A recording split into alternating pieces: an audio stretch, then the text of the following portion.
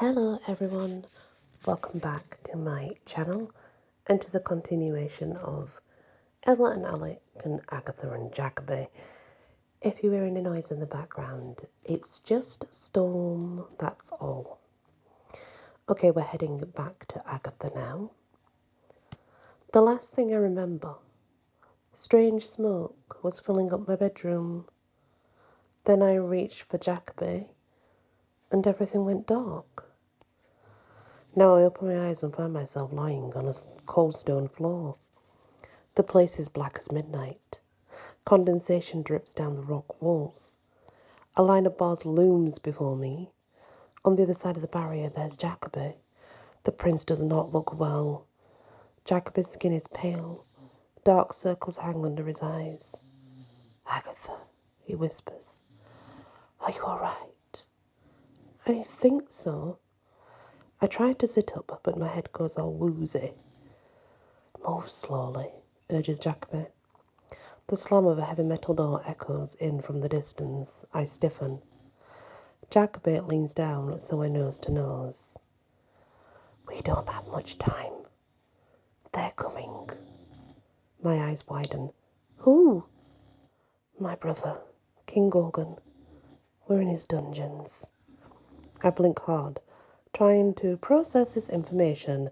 Total fail. "But it was Froth and his buddies who attacked the cottage." Jacoby's eyes glisten with sadness. "Not all my brothers are kind. Gorgon is obsessed that I'm a threat to him.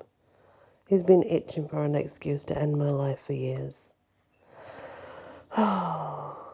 "And Mandrake told him that I might bond with you.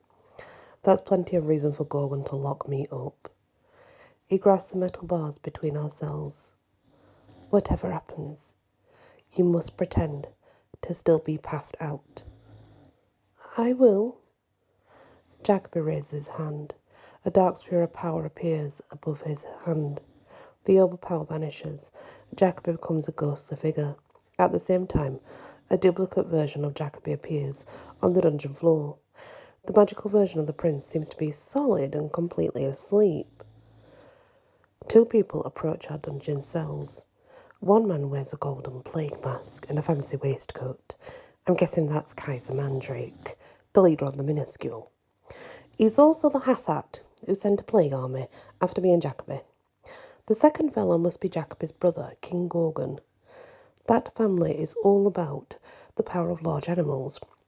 Gorgon wears a combination of a puffy shirt, leather vest, animal-style war paint. Subtle.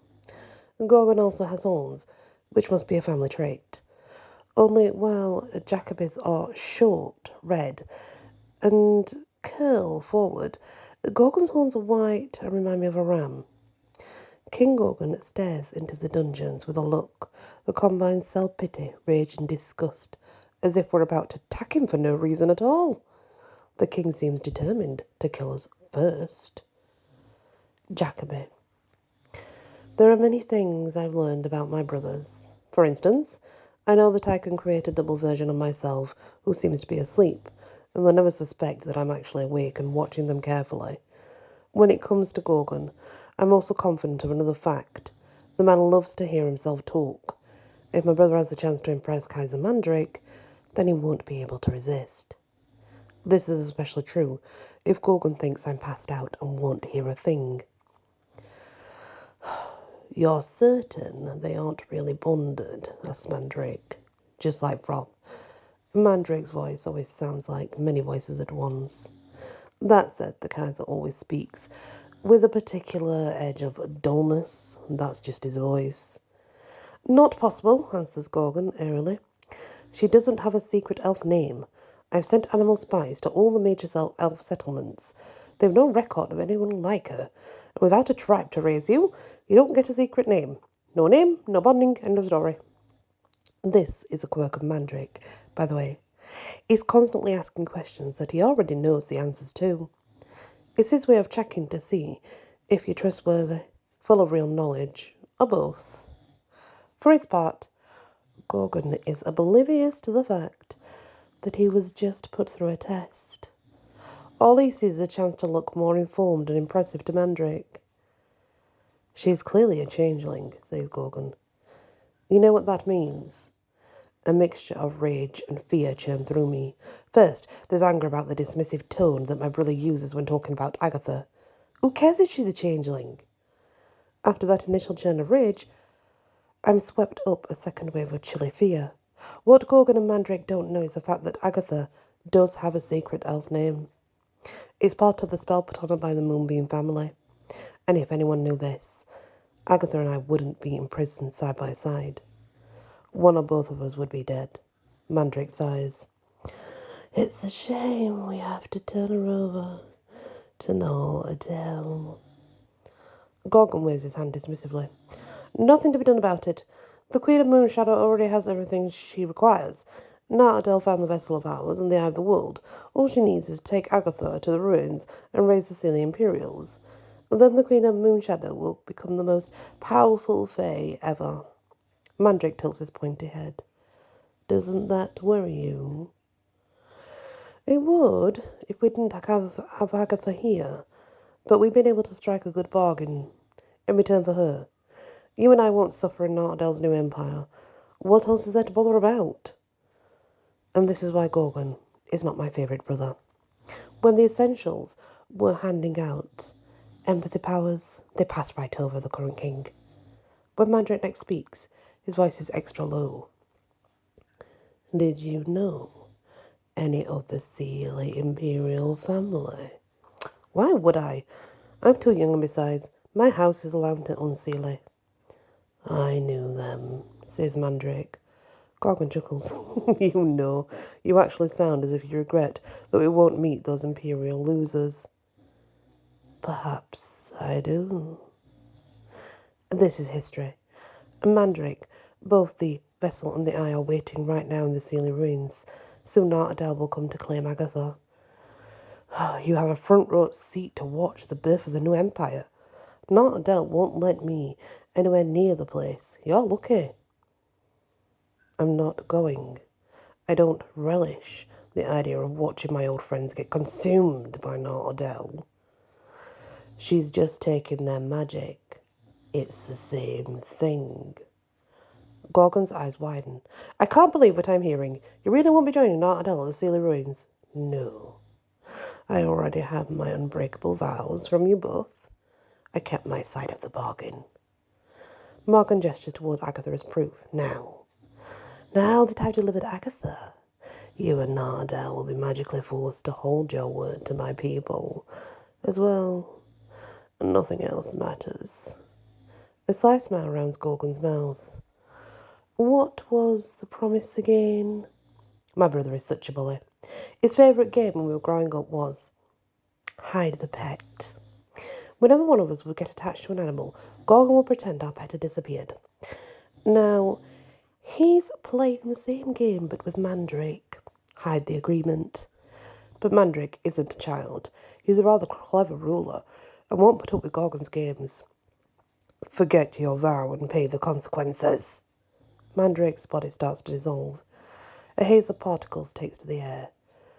No matter what happens, my people are dependent. We will never be touched by Nartdale's new empire.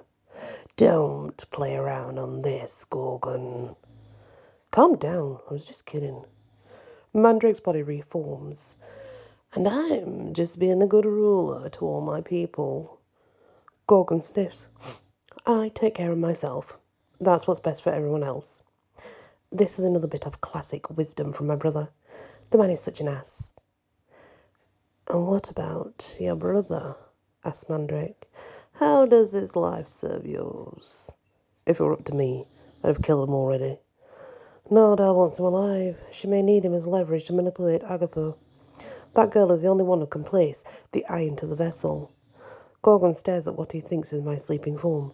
For an instant, I think I catch a gleam of pity on his face, but it vanishes too quickly to be certain. Come along, announces Gorgon brightly. I'll introduce you to my herd. The two fae march away from the dungeons, leaving me and Agatha with a big question. How do we stop Nartdale? Agatha. Once Madrick and Gorgon are gone, I reopen my eyes. This time, I feel healthy enough to sit upright. My fancy dress, or rather Jacoby's long tunic, is now torn and covered in muck. It's a perfect symbol for my life right now. I pretend to be something I'm not and get ruined. I should never have left New York. Not that I had much choice in the end. Eon and Sky were right. This quest would find me, no matter what. I'm not sure why magic chose me to restart the Sealy Empire. Oh well, even magic makes mistakes. Jacoby snaps his fingers. His fake double vanishes. There's no more illusion of the prince asleep on the floor. Instead, the real Jacoby stands above me. His hands grip the bars of the prison so tightly his knuckles flare white. Did you hear that? Yes. Every word. We must find a way to stop Nartadelle when she shows up to claim you. Jacoby lets out a long breath. Trouble is, I'm too tired to cast any major spells. I nod. And even if I were healthy, I have no idea how to wield my magic. Jacoby crumples onto his knees, stopping when we're eye to eye. Don't think that. We'll stop us somehow. Yes, we will. Jacoby tilts his head. What are you thinking? A dozen images fly through my mind at once. I picture Jacoby's herd. All those proud and intelligent animals were now gone. I recall the things of worry in Eon's voice when the Essentials talked about Ella. My stepsister is out there and at risk, same as Alec. Images from the moonbeam mirror flashed through my head. In the reflection, I saw Celia Imperial running for their lives. How many of them could be brought back by the vessel in the eye? I refocused on Jacoby. The sharp lines of face are accented in the shadows of the dungeon, and his hide owed so much longing and attachment. It's hard for me to hold his gaze. Ella, Alec, the Erd, the Celia and Jacoby. I may have the power to save them all. Harsh voices echo in the back of my head. You're weak and a simpleton, they say. Don't bother, you're sure to fail. The speakers are a lot like Marchester and Ivy. And maybe everything you say, I reply my mind, but I can't turn away where I could try. So I take in a deep breath and reply to Jacoby's question. Here's what I think, I begin. There's only one way out of this. Please tell me your name. You already know mine. When we're fully bonded, we can share magic. I have plenty, but I don't know how to use it. Jacoby leans in so close to the bars, our faces are now only a few inches apart. His warm breath cascades over my mouth. Are you sure? Yes. Take my energy, get us out of here. Where would you want to go? The Sealy ruins. Eon showed me what to do. I'll raise the Sealy, then they can help us end Nartadelle. That's the real problem here. As long as I'm the only one who can hand over the keys to the Empire, I'll never be safe. We simply must become bonded. A small grin rounds Jacoby's mouth. And that's the only reason to become bonded, to stop Nartadelle. This is it, Agatha. Might as well tell the truth. I heard what you said when I was poisoned. How you noticed me. I focused to meet his gaze. Pure adoration shines out from the prince's eyes. I love you too, Jacoby. The prince nods. My secret name is Han Kesita Ma'ilma. In English, it means he tames the world. Now you say it. Han Kesita Malima. The mark on his hip glows so brightly, it shines out through the fabric on my tunic. And what's my name? Han Cavali Kunudessa. She walks in beauty. Suddenly the ribbons of blue magic materialize around us. Each line grows with power and light. The cords whip through the air and then loop around us. Tying my hand to Jacoby's, created a line that extends between our hearts and weaving into matching crowns that sit atop our heads. A sense of warmth and affection moves through me. The sensation isn't coming from me. It's Jacoby's consciousness. Do you feel me? Yes. I do. Normally, we'd have weeks to explore each other and find out how we're connected. Every bonding is unique. But Nartadelle could show up at any second. I must access your magic. It's already yours. A warm sensation swirls through me everywhere at once. Jacoby's love taps into the churn of power that's always been within my soul.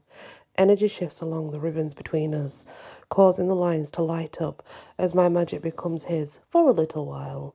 That's enough, says Jacoby. I must end the link. This is the last thing I want, but I understand why it must be done. Yes. Repeat after me. Say, Jacoby, the bonding ceremony is over. Our names are shared. I state the words Jacoby gave me. A light flashes on the cords between us, then the ribbons disappear. Jacoby rises to stand. Lifting his arms, he summons a fresh sphere of power. The orb appears between his palms, then expands into a stone archway that spans our prison cells. On our side of rocks, there's nothing but this nasty prison. But under the arch, I see a familiar space. That's the temple. That's the temple Ion showed me. Let's go. Jacoby and I lace our fingers together, side by side. We step under the arch and into our only chance to stop. Not Adele. Oh boy, it's getting it's getting intense now. But how about that, right?